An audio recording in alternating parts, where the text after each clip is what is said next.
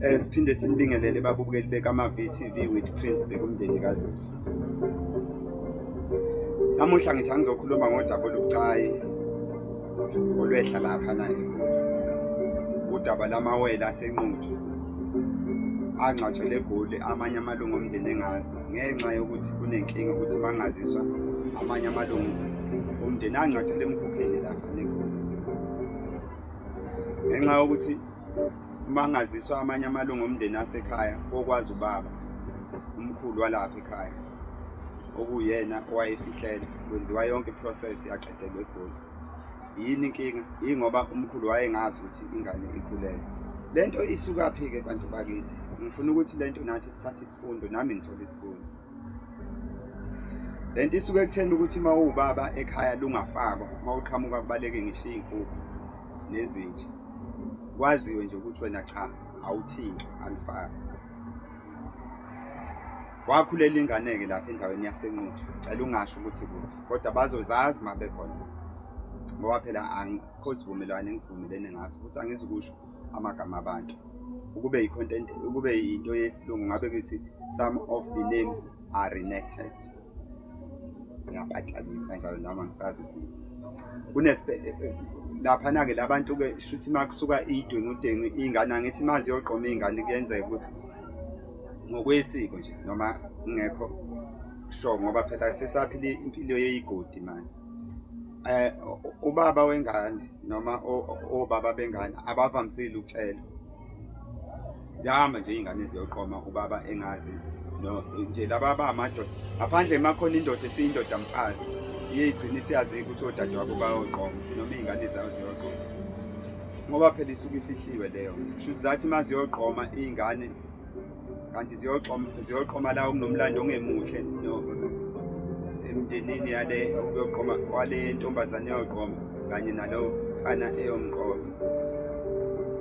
So kwathi makunamahlebezi ukuthi kunento kanjalo futhi umkhulu wasephakama ngokwaziwa ukuthi umkhulu uyaphakama umuntu onolaka futhi lapha-ke eNquthu kuseney'ndawo la ukuthi uma ekhulela ingane ixoshwe khona ihambe iyohlala ey'hlobeni.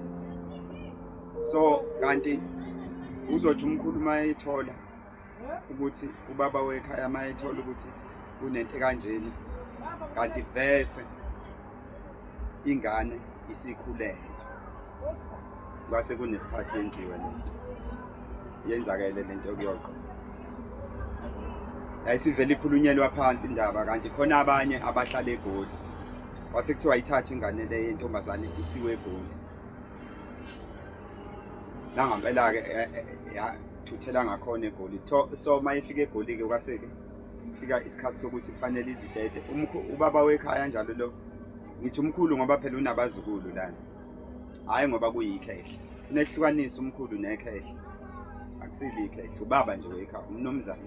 Actually ngathi umnomzane ngoba uyena head of the family.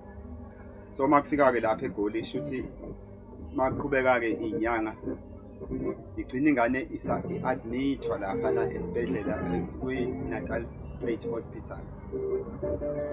Abantu abaningi-ke ba-confuse makukhuluma nge-Natalspruit Hospital ne-Spruit View, uphinde ukhulume ngeThokoza, uphinde ukhulume ngeKatlehong. Abantu banokudideka ukuthi kanti lezi iy'ndawo iyona yiphi? No, lezi iy'ndawo zakhelene ziyindawo eyodwa nje ngoba i-Natalspruit Hospital ayisekho njengamanje la. Lento ibiyenzeka ngo-1997, 1998. Ayisekho-ke i-Natalspruit Hospital laphana, sekwaba yi-home laphana, sekwaba indawo yokugcina abantu abangenamakhaya. I-Natalspruit Hospital i-opposite neKatlehong. iKatlehong iy'tolo lezi ezinosipala lapha. Mase kuthi i-Spruit View ileya lokho ilokishi elisasabha laphana, indawo esasabha. Mase kuthi iThokoza ilokishi, mase kuthi iMadala ihostela li-opposite to iThokoza, ihostela eseThokoza. Kanti abantu sebeyayi-understanda. Ngiyabona ukuthi nami iGoli ngiyalifrustana kancane. So makufika-ke isikhathi sokuthi betete ningaze nidideke ukuthi udaba libhekile. Makufika ukuthi isikhathi sitete kwenyuke-ke omama laphana. Omama-ke laba bayiphethe isinto bakuleya ndawo babefika nje begqoka amaphilifu begqoke namalento egaxene noshayisa. Mabefika ke shuthi bayihlanganisa lento le. Shuthi mayeteta no untombazane kanti uzoteta amawele. Sekukhona ke omama laphana basekhweni bakubo lapho oqhume khona intombazane nabakubo kwentombazane.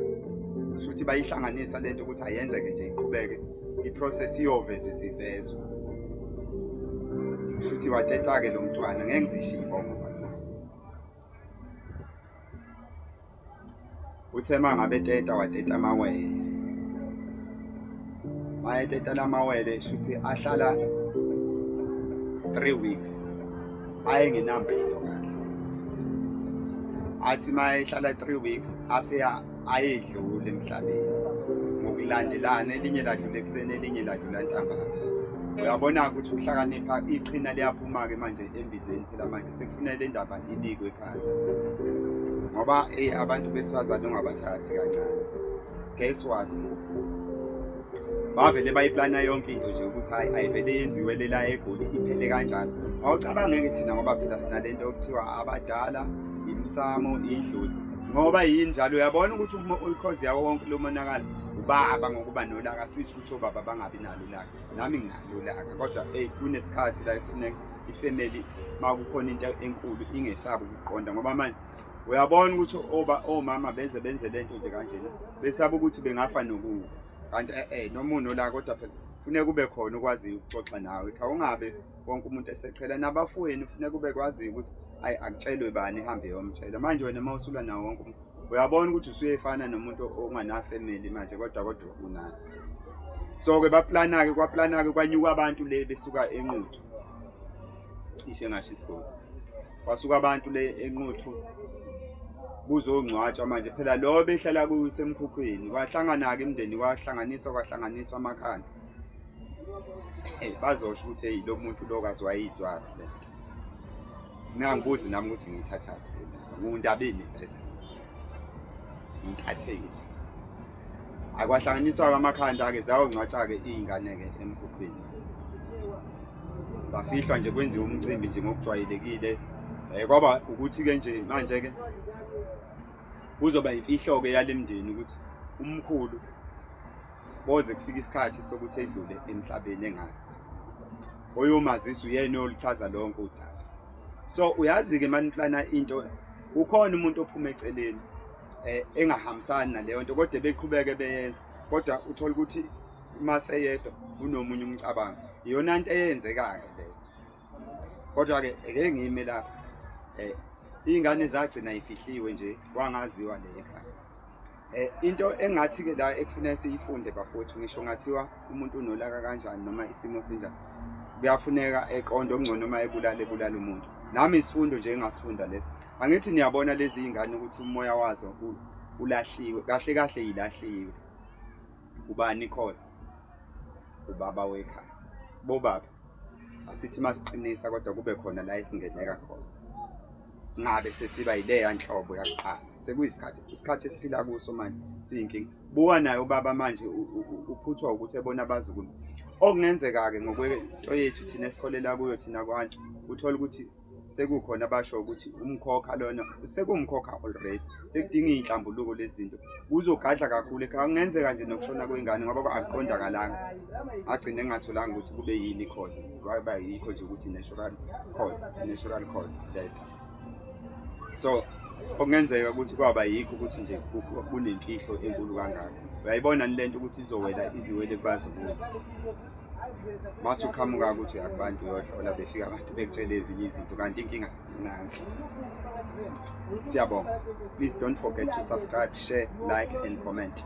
The name of the channel is called Kamavi TV with Prince Begumdeni Gazo. Thank you. Siyabonga. Kiyaleboga.